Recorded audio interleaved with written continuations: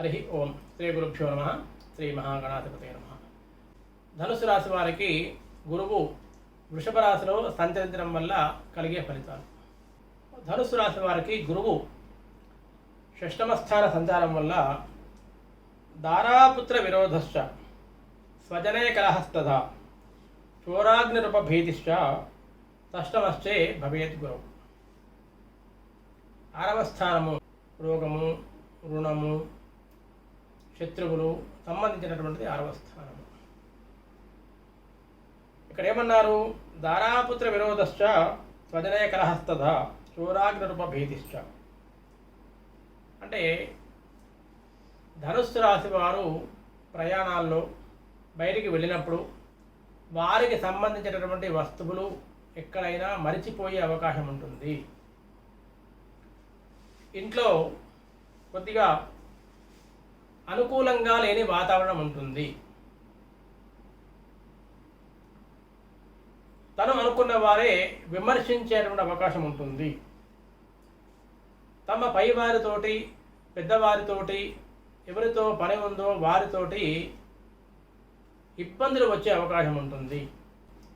6వ స్థానంలో అంటే శత్రువులు, రుణము, రోగం అనుకున్నాం కదా. గురువు అక్కడ ఉన్నాడు, 6వ స్థానంలో ఉన్నాడు. ఏం చేస్తాడు? ఆ స్థానంలో ఉండేటువంటి ఇబ్బందిని తొలగిస్తాడు.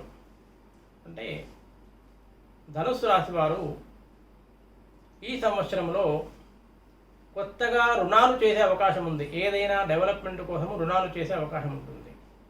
అలాగే ఇప్పటికే రుణాలు ఉన్నవారు తీర్చేసే అవకాశం ఉంటుంది. ఇక ఎవరికైనా శారీరక ఇబ్బందులు ఉంటే అటువంటి ఇబ్బందులన్నీ కూడా తొలగిపోయేటువంటి కాలం. మీకు ఎవరైనా ఇబ్బంది పెట్టాలి అని అనుకుంటున్నారో అటువంటి వారికి ఇబ్బంది కలిగించేటువంటి కాలము. 6వ స్థానంలో గురు సంచారం వల్ల ధనుసు రాశి వారికి ఇటువంటి శుభ ఫలితాలు కూడా ఉంటాయి. ధనుసు రాశి గురువుకు సంబంధించినటువంటిది. దానికి అధిపతి గురువు. కాబట్టి 6వ స్థానంలో ఉన్నంత మాత్రాన ఇక్కడ శ్లోకంలో చెప్పినట్లుగా ఈ దారాపుత్ర విరోధశ్చ ఈ ఫలితం ఏదైతుందో ఈ ఫలితం యథాతథంగా ధనుసు రాశి వారికి వర్తించే అవకాశం లేదు. ఎందుకంటే ఏ ఇంటి వారు ఆ ఇంటి వారికి ఇబ్బంది కలిగించరు. శుభాన్ని కలిగించకపోయినా, లాభాన్ని కలిగించకపోయినా ఇబ్బందిని మాత్రం కలిగించరు. ఆ విధంగా ఈ శ్లోకంలో చెప్పిన ఫలితాలు ఏమున్నాయో అటువంటి ఫలితాలు పూర్తిగా కలిగే అవకాశము ధనుసు రాశి వారికి లేదు.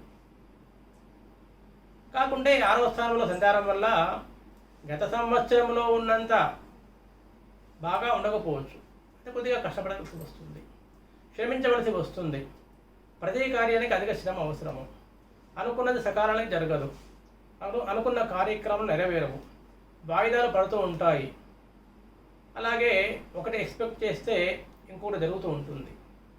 అనుకున్నది ఒకటి అయ్యింది ఒకటి అంటాం కదా, ఆ విధంగా. కానీ మరి ఎలా? మరి సంవత్సరం మొత్తం వ్యర్థం కావాల్సిందేనా? అనుకూలం ఉండకూడదా అంటే దానికి గురువు అనుగ్రహం కావాలి. గురువు అనుగ్రహం కావాలంటే ఆయన సంబంధించిన జపాన్ని చేయించుకోవాలి. దానికి సంబంధించిన ఆయన సంబంధించిన దానం, శనగలు దానం ఇచ్చుకోవచ్చు. అలాగే అవన్నీ స్తోమత లేదండి, మీరే గురుగ్రహ శ్లోకాన్ని, ధ్యాన శ్లోకాన్ని చదువుకోవచ్చు. రోజుకు 3 సార్లు కనుక గురుగ్రహ ధ్యాన శ్లోకాన్ని చదువుకుంటే ఉదయం స్నానం చేసిన తర్వాత గురువు అనుగ్రహం కలుగుతుంది. సంవత్సరం మొత్తం రోజుకు 3 కాలాలు, మారే కాలాలు. ప్రతి కాలం అనుకూలంగా ఉండాలి అంటే గురువు శ్లోకాన్ని చదువుకుంటే మనకు ఆ కాలం అనుకూలంగా ఉంటుంది, గురువు అనుకూలంగా ఉంటాడు. ముఖ్యంగా ధనుసు రాశి గురువు కాబట్టి, అధిపతి కాబట్టి పెద్దగా ఇబ్బంది పెట్టడం. ధ్యాన శ్లోకం చదువుకోవడం వల్ల అంతా శుభాన్నే కలిగిస్తాడు. అనుకున్న పనులు అనుకున్నట్లుగా ఎక్కువ విలంబం లేకుండా, ఆలస్యం లేకుండా నెరవేరే అవకాశం ఉంటుంది. ఆ విధంగా ధనుసు రాశి వారు గురుగ్రహ శ్లోకాన్ని, ధ్యాన శ్లోకాన్ని రోజు పఠిస్తూ గురుగ్రహ అనుగ్రహాన్ని పొంది ఈ సంవత్సరంలో 6వ స్థానంలో గురు సంచార ఫలితాలని సద్వినియోగం చేసుకోవాలని కోరుకుంటూ, మీకు కనుక ఈ వీడియో నచ్చినట్లుంటే అందరికీ షేర్ చేయండి, లైక్ చేయండి, కింద కామెంట్ పెట్టండి, ఛానల్ని సబ్స్క్రైబ్ చేసుకోండి. ధన్యవాదాలు.